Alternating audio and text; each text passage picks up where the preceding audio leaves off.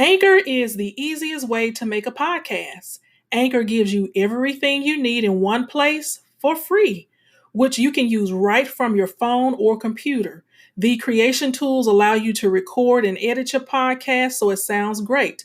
And they'll distribute your podcast for you so that it can be heard everywhere on Spotify, on Apple Podcasts, on Google Podcasts, and many more. And you can easily make money from your podcast with no minimal listenership. Download the Anchor app or go to anchor.fm to get started.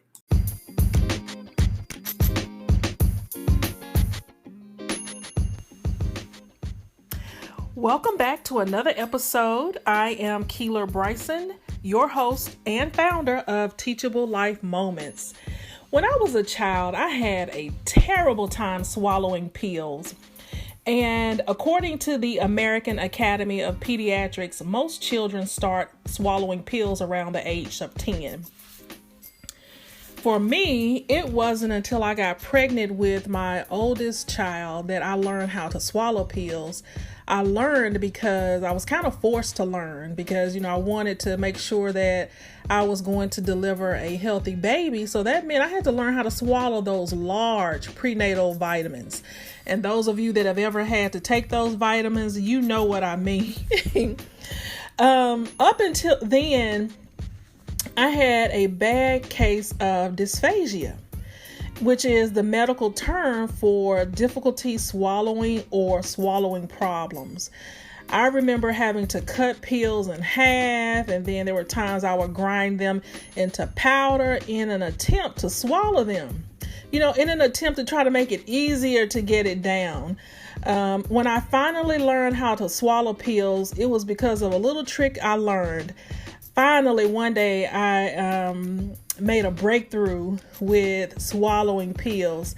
So what I would do is I would eat something first, and then I would put the pill in my mouth and then take a sip of water and then swallow it. My theory on this was, since my throat was already swallowing, food, mentally it seemed to me that it would be easier to swallow the pill. After all, I wasn't scared to swallow food. I wasn't afraid of choking or any of that in swallowing food. So I was thinking, why is it so challenging for me to swallow this pill? Now, I know that may sound weird of how I was sitting there just really trying to figure this thing out and analyzing it. But at the end, it worked for me. And as I look back now at that, I can laugh at it. I can see growth, but I wonder, what was the problem? Why did I take myself through all of that torture and just the frustration of being afraid to swallow a pill? My fear was that I thought I might choke and thereby die.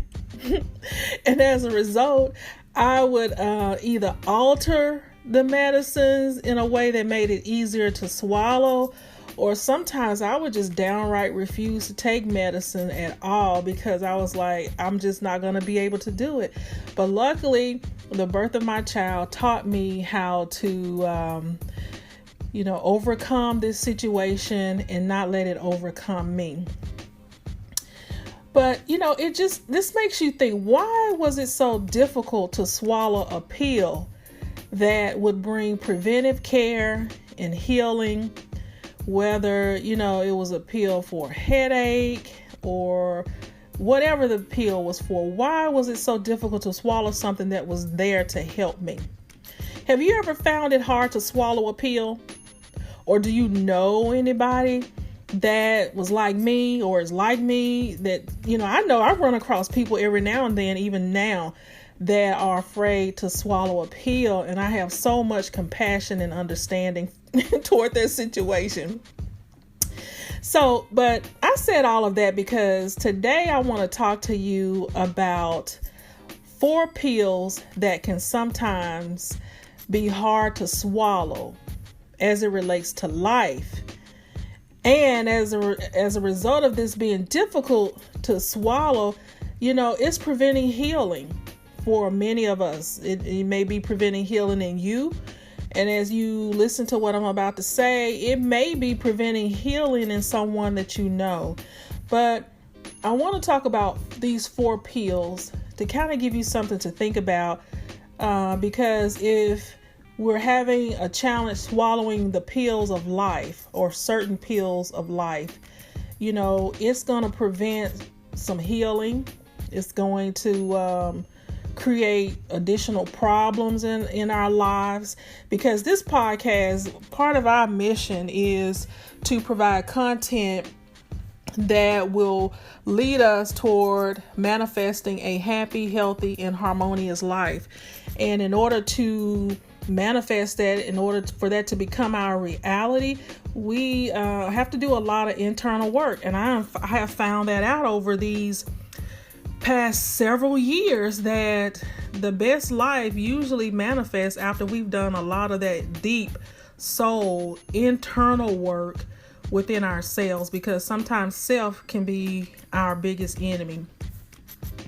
So the first pill that I want to talk about is admitting you're not okay.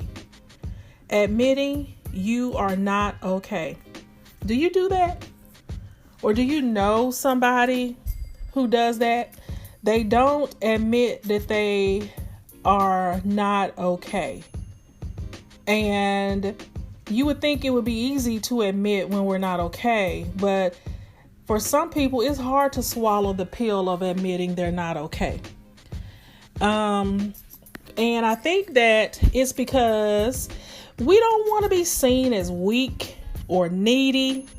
We sometimes may be embarrassed by admitting we're not as strong as we're perceived to be. And then we may think that if we admit that we need help, that it may be a sign that we're incompetent or we're not capable.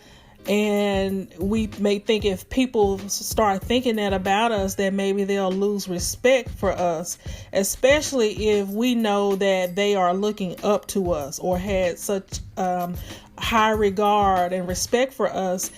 And some of that regard and high respect may not be realistic and healthy. And so as a result, we don't want to always admit that we're not okay. Sometimes we don't want to admit that we're not okay because it may hurt the other person's feeling if we really admit that we're not okay, because then that forces us to go into the whole conversation of sharing with them why we're not okay, because it could be because of something they've done that they're not aware that they've done.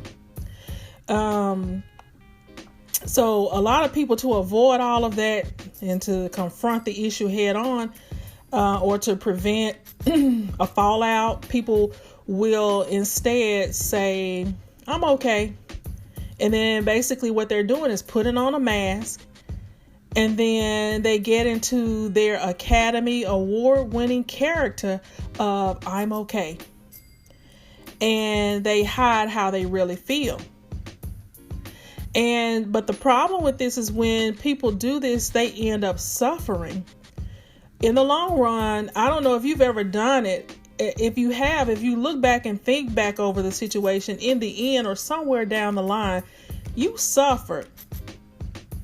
And it could be you suffered in a way because you were hurt and you didn't reveal that you were not okay, and people thought you were okay, and they're just going on about their lives all happy and giddy and excited, but you're secretly stuck in that place of whatever they did or whatever happened of not being okay. So when we don't express the truth about it, we end up suffering. And a lot of times that suffering is done alone. And it's done alone because we were not truthful. We did not tell the truth about how we're not okay. And because we told them, and then the thing is, we told them that we were okay. And when we find out that, oh my God, everybody thinks I'm okay. And then you wonder, how could they not see that I'm not okay? Well, it's because you told them that you were. And you know what? You're such an Academy Award winning actress or actor until you fooled them well. You really got into character and you made them believe that you were okay. And in many cases, when we don't tell the truth about this, we end up becoming sick. Sometimes, literally sick with depression. We become suicidal and sometimes having homicidal thoughts and feelings because we feel like I need to get these people back, or I need to do something to advocate for myself, and at that point you're angry because you didn't tell the truth. You have been festering with anger, disappointment, and just frustration. And so these thoughts come up on you. These are not healthy thoughts. And it's all because you did not admit you were okay. So what is the easiest way to swallow the pill of admitting that you're not okay? First, you've got to remember to always, always, always honor yourself. So many times we dishonor ourselves to get along because we don't want to rock the boat.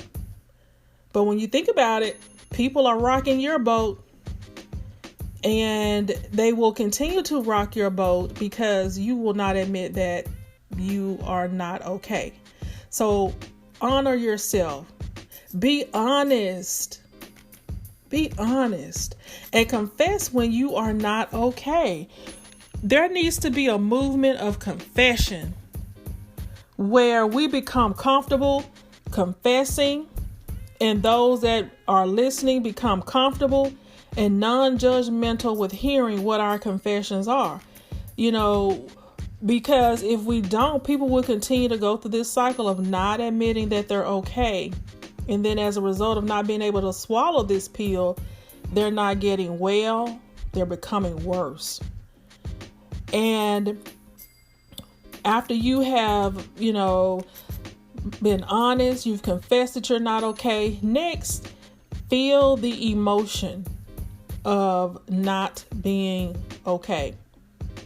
Because a lot of times when we're not okay, we try to quickly sweep it under the rug, suppress our true emotions. We don't honor them. We try to pack them down. And then as a result, we end up, just feeling bitter and angry, and just folks, and it's difficult for folks to get along with us. We're snappy, we're cranky, we're irritable, and it's because those emotions have been suppressed, and they're almost like they're screaming to be expressed and to be voiced. So feel the emotion, process it, process everything that has happened. Understand why you're not okay. Who are the cause of you not being okay? And, process that. Let yourself feel it and process it mentally. And then allow time to recover back to being okay.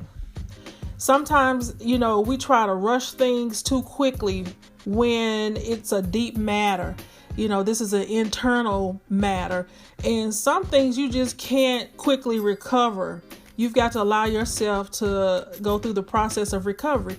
It's just like when you go to the hospital and have any type of surgery, they allow you to wait in the recovery room so that you can recover from what you've just gone through. So allow yourself to go through that process.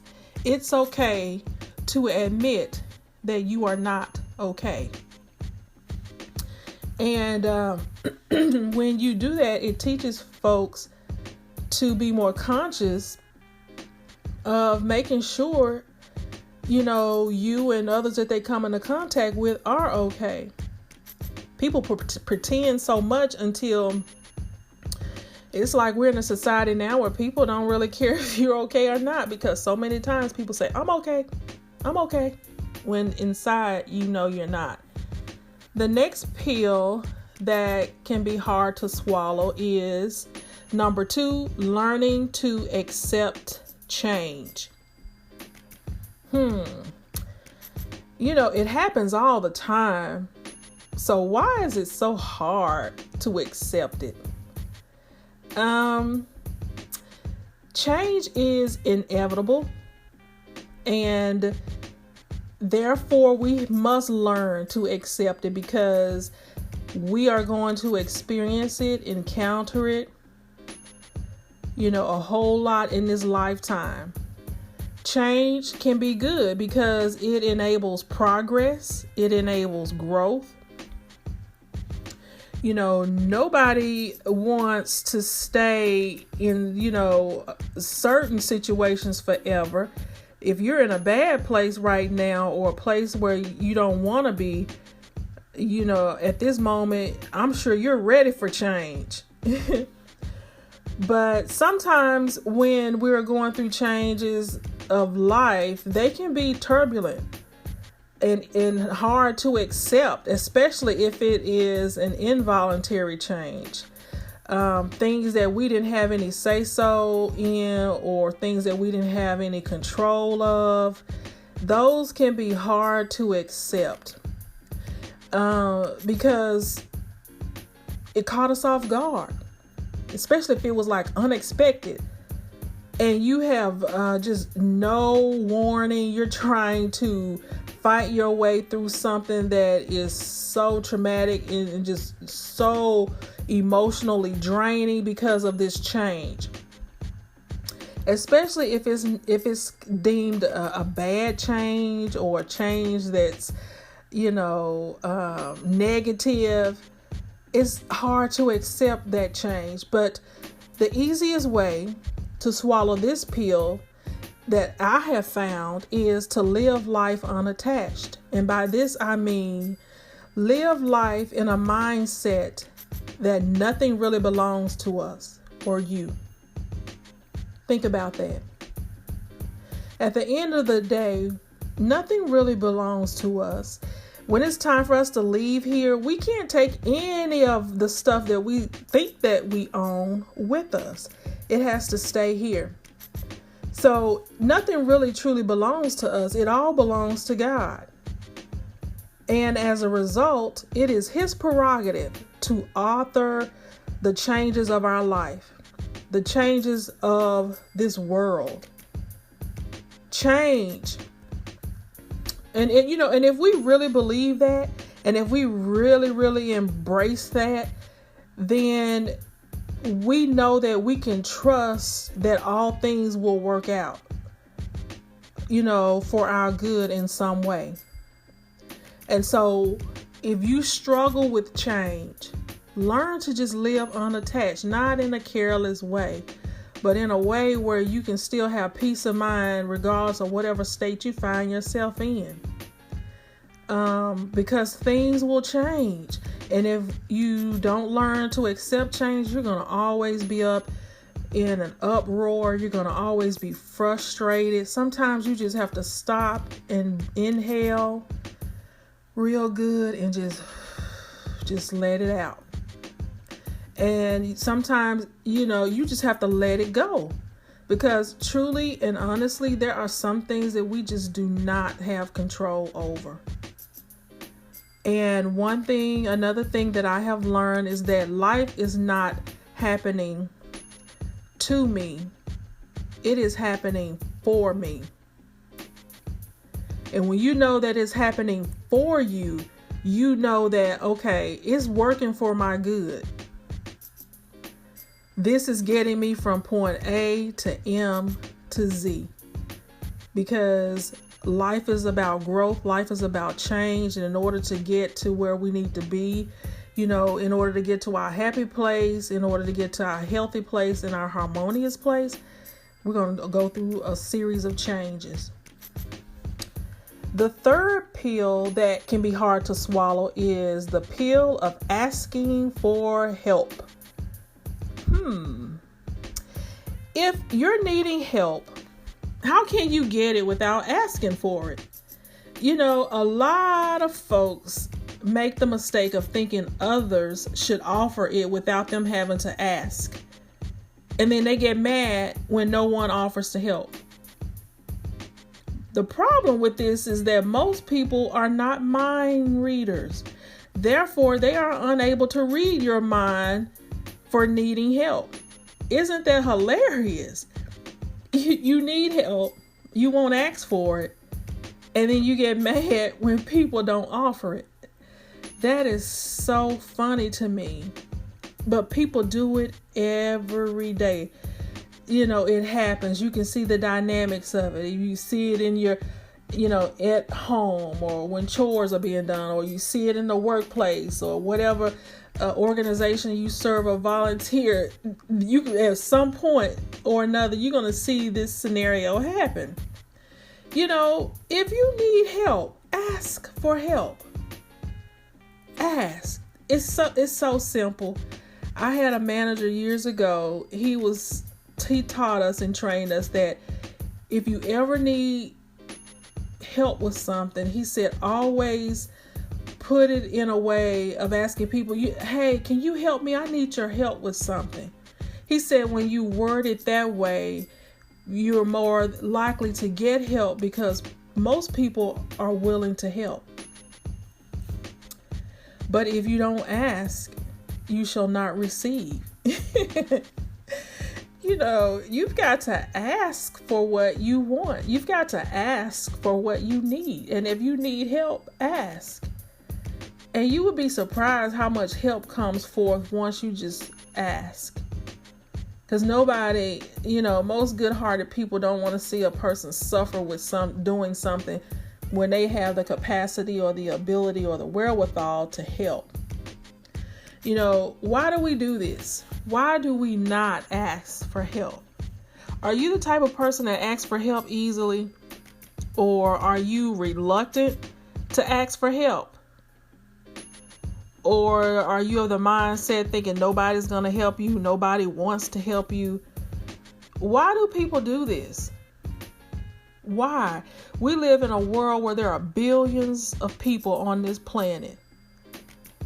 And just on your street, there are several people that live on your street. There are several people that work on your job, wherever you work. There are several people at whatever religious institution you serve or attend. There is an abundance of help in this country, in this world. Somebody out there will help you. So as I asked before, why? Why do we sometimes struggle with swallowing the pill of asking for help? Perhaps it's because we have too much pride. You know what that is. You just don't want to ask because your pride will not let you ask for help. You feel that it's beneath you to have to ask somebody for help. And we know that pride is a dangerous thing. It's unhealthy. If you don't, there's a such thing as a healthy pride, and then there's a such thing as an unhealthy pride. And that unhealthy pride is what will kill you. And it's something that this pill number 3 wants us to take a look at. Are we too prideful to ask for help? Are we worried what others might think? Are we worried the person may say no? Well, if they do say no, just ask somebody else. That person, if they say no, then they're not your help. Perhaps people are worried others might look down on them for being in need. Some people look at asking for help as being like a charitable case. And so they would rather hurt themselves, stress themselves out before they will ask for help. And as a result, if you don't ask for help, there's a saying that goes like this: a closed mouth does not get fed. And so you've got to open your mouth and let people know you need help. You got to open your mouth and ask for what you want. And right now, you need help. Everybody needs a group that they can go to and that they know has their back. And there have been times when I have had to ask help of somebody that I did not know at all. I had to ask for maybe the help of a complete stranger. And even in that, they were willing to help me. Yes, they were willing to help. So as I said, most people are willing to help. If you don't ask for help, you're going to end up hungry. You know, if you don't have any food and you know you need some food, if you don't ask somebody, you're going to be hungry. You're going to be sick. You know, you're going to be overwhelmed. Overwhelmed because, first of all, whatever you're doing is too much to handle. And so you need help. If you know that you need to pick up, let's say this big box, and this box is so big, one person cannot carry it, but you're going to struggle with it. You're going to overwhelm yourself. Or if you know you got a big project that's really a 10-person project and you're going to try to do it all, you're going to hurt yourself. You're going to burn out. You're going to be overwhelmed. And then you're going to be sick because you stressed your body out and it began to break down due to all the stress and work and strain that you put on your body. Ask for help. If you don't, you're going to be broke, you know, because you're not asking for some assistance from somebody. If you don't ask for help, you're going to be walking because if your car is in the shop or it broke down on you and you know you got to go to work the next day. If you don't ask somebody, you're going to be walking or calling, you know, you're going to have to call Uber. Even in that, you've got to ask, can you come pick me up, Uber? Sometimes we find it easier asking them than the person that we know, you know, but the person we know, they'll help because they know you like nobody else.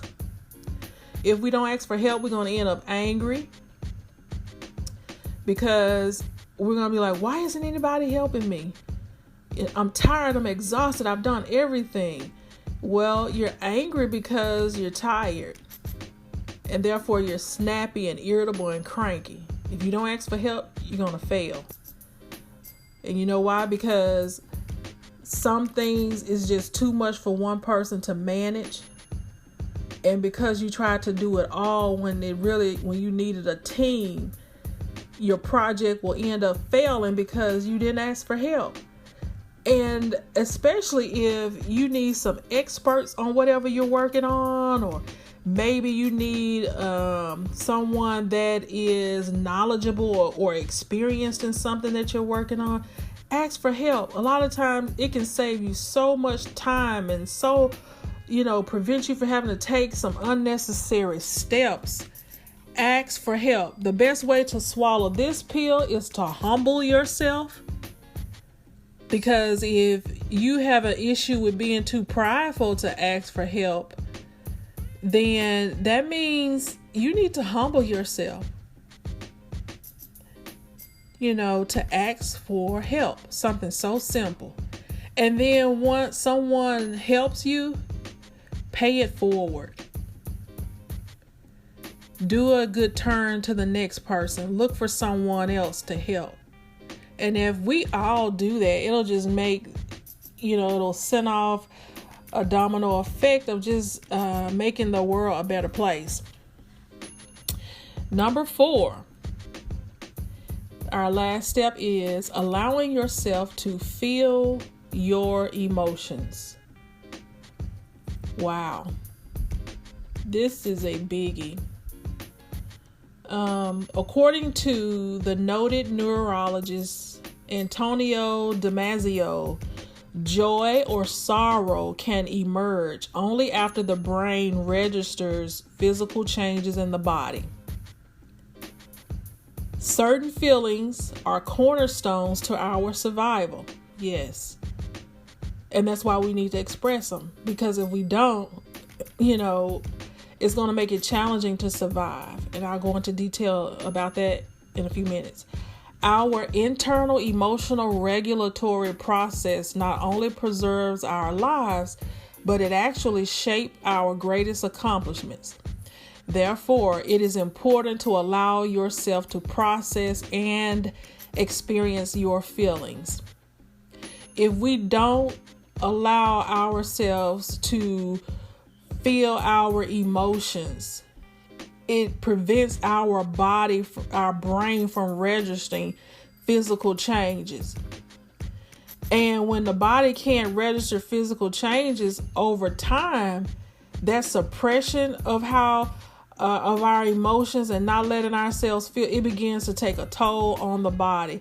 And what happens when we don't allow ourselves to feel emotions, what we do, we try to numb them. We try to act like, I'm not hurt. I'm not, I'm not disappointed.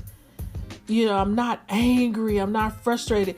Some people literally walk around and they don't express their emotions. And as a result, they're numb inside. It's like they are just dead inside. It hardens the heart. You see people like that, they just hard people. And it's because they are not letting their emotions flow. This makes me think of a scene in the movie The Grinch. And there is a scene where the Grinch is, going through a little conniption fit, so to speak. He's falling, he's jerking, and like he's having some sort of seizure. And then finally, you see his little heart there beating.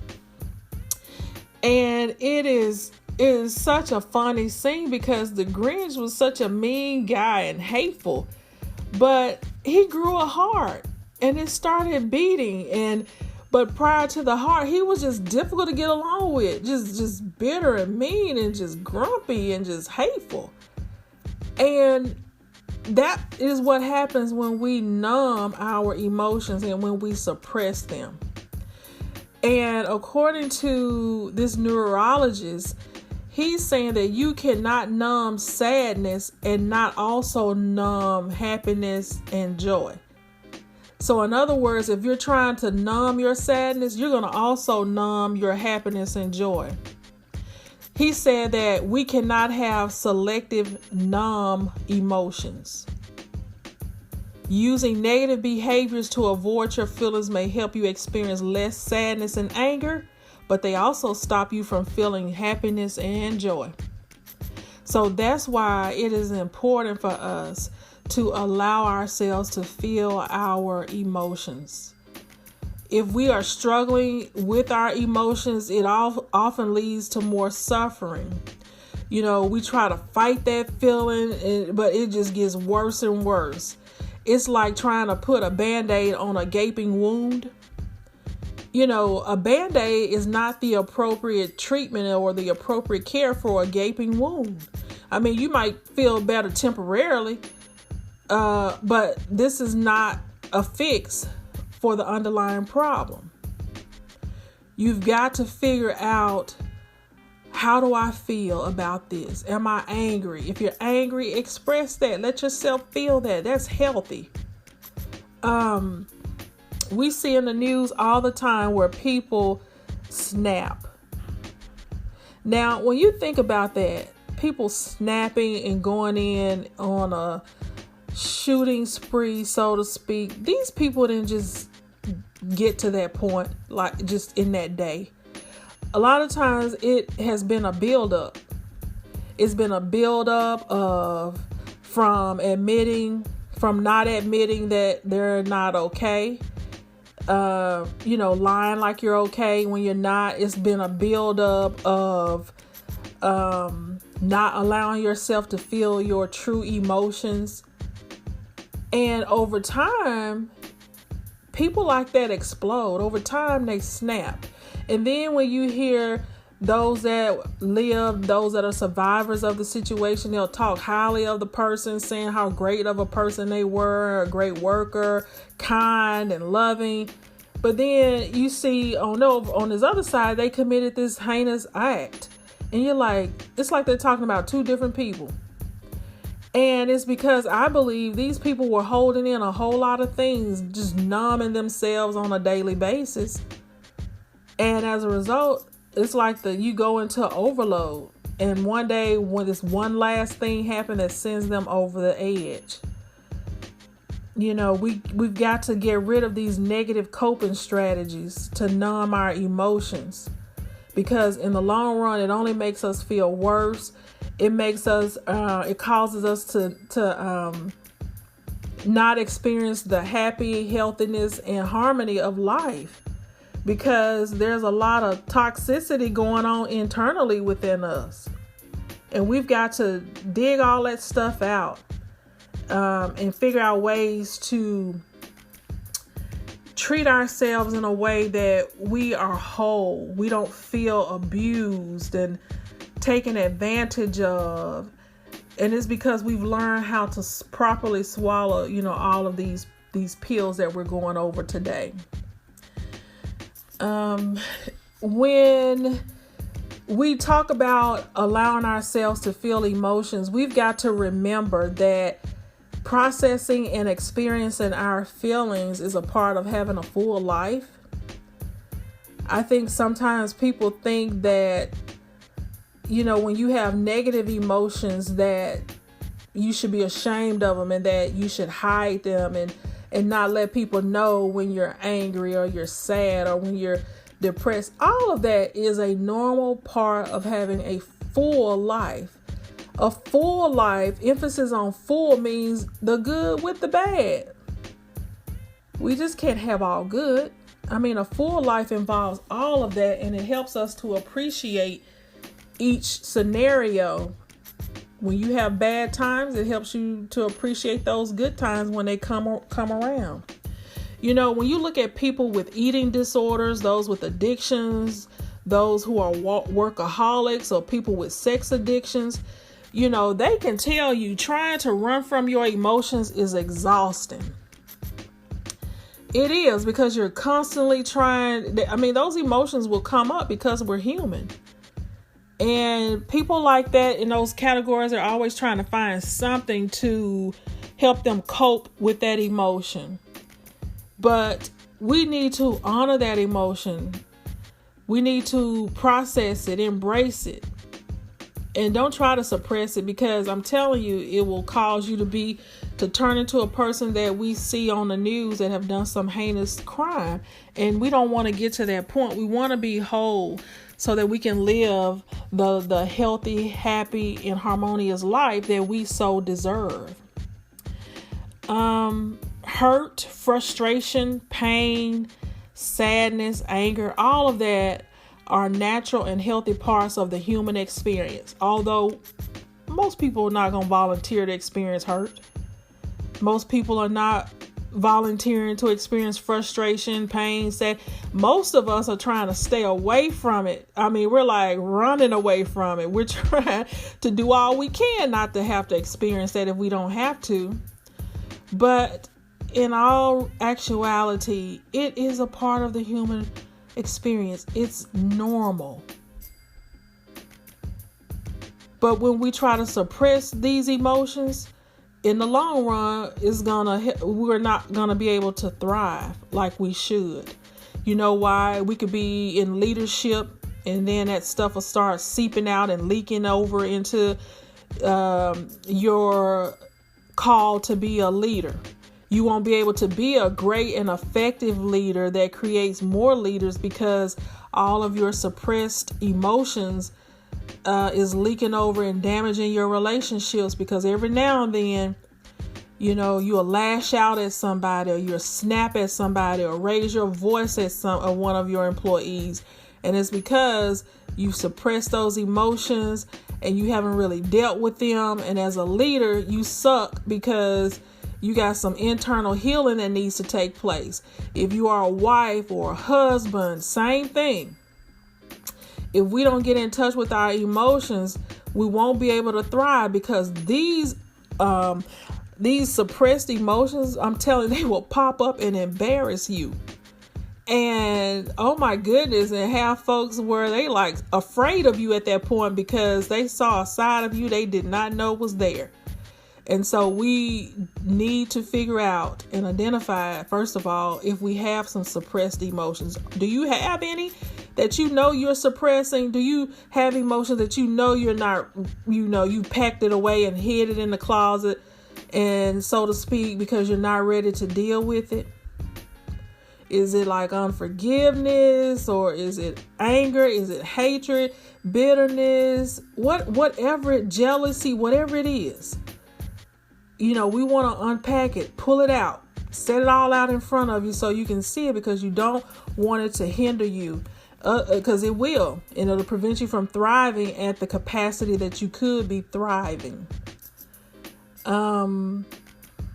As I said, these emotions are part of the human experience. We got to have pleasant emotions and experiences as well as unpleasant. It would be great to only experience the pleasant things of life, the pleasant emotion, but that's not how this life is. Now, the easiest way to swallow this pill is, first of all, stop beating yourself up for feeling sad and anxious and scared and whatever else emotions. Stop beating yourself up and know that those emotions are normal. It's normal. And then instead of beating yourself up with all those harsh words or whatever, because we have a lot of some unhealthy self-talk at times. And, but we need to flip that and start saying gentle things to ourselves. Start saying compassionate things to ourselves. Give ourselves some compassion, because life is not always easy. And the last person that needs to be beating us up and putting us down and dogging us out is ourselves. If no one else loves on you properly, supports you, give you that acts of compassion, it should be you. If nobody else does it, you should. Because nobody else knows you like you know yourself. Speak kind of yourself. Stop beating yourself up. Engage in compassionate acts of self-care. If you have some emotional issues, seek professional help if you feel that you're at that level. Or if family members that you trust, if they notice something about your emotions and they see that, you may need to go get some anger management or something, don't take it personally. If these are people that love you, you can trust their opinion, heed their call. If your partner tells you that you have a sex addiction, and, go seek help on that. Because sex addiction is usually a sign of, it's like an unhealthy coping strategy of a deeper issue. So, take the time out to see about yourself.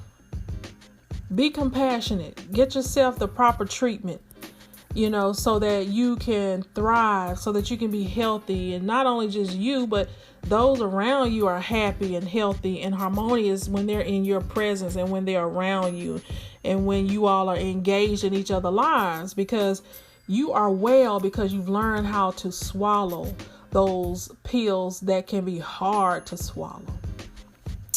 All right, this is Keeler Bryson, and you have been listening to the Teachable Life Moments with Keeler Bryson podcast. You can follow me on Instagram, Twitter, and Facebook. If you haven't already done so, be sure to rate and review this podcast. Join me next week for another Teachable Life Moment, and thank you for listening.